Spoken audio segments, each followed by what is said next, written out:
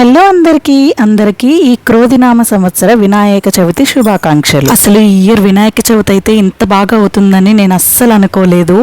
ఇక్కడ మేము ఏవైతే దొరకవనుకొని నేను ఎంత బాధపడుతూ ఉన్నానో, కానీ ఒక్కొక్కటిగా మాకు అన్నీ ఆటోమేటిక్గా సమకూరుతూ వచ్చాయి. ఈ ఇయర్ చాలా చాలా హ్యాపీ అండ్ చాలా బాగా జరిగింది వినాయక చవితి. సంవత్సరం అయితే పోయిన సంవత్సరం మేము కొన్ని కారణాల వల్ల ఉత్తరాఖండ్లో వినాయక చవితి చేసుకోలేకపోయాము. సో నేను పెళ్లికి ముందంతా అమ్మ వాళ్ళ ఇంట్లో వినాయక చవితి అనేది ఒక ఫెస్టివల్ లాగానే చేసుకునే వాళ్ళము. ఎందుకంటే చాలా ఎక్కువ మంది జనాలు ఉంటారు కాబట్టి మా ఇంట్లో. పెళ్ళైన తర్వాత మా అత్తయ్య గారి ఇంట్లో కూడా చాలా బాగా చేసుకున్నాము.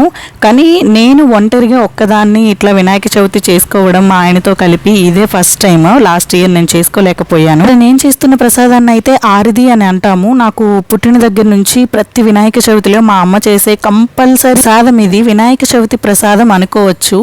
ఎప్పుడు నేనైతే ఒక్కదాన్ని చేయలేదు. మా అత్తయ్య వాళ్ళ ఇంట్లో ఉన్నప్పుడు కూడా మా అత్తమ్మ నేను కలిసి చేసుకున్నాము. సో అమ్మని రెసిపీ అడిగేసి చేశాను. చాలా బాగా వచ్చింది, చాలా బాగా కుదిరింది. అండ్ ఈ ఇయర్ అయితే వినాయక చవితి ఉత్తరాఖండ్ లో నేను అనుకోలేదు ఇలా కుదురుతుంది అని. నిజంగా చాలా బాగా కుదిరింది. అంతా సిద్ధి వినాయకుని అనుగ్రహమే అనుకున్నాను నేనైతే. కానీ పాపం మా దేవాగారే ఆఫీస్ లో పర్మిషన్స్ తీసుకొని మరీ లీవ్ పెట్టాల్సి వచ్చింది. ఎందుకంటే వాళ్ళకి హాలిడే ఉండదు. మేమైతే ఉత్తరాఖండ్ లో వినాయక చవితి ఎలా చేసుకున్నాం ఏంటి అని నేనైతే లాంగ్ వీడియో కూడా పెట్టేస్తున్నాను. అది కూడా చూసేయండి తొందరలో. Please subscribe. Thank you.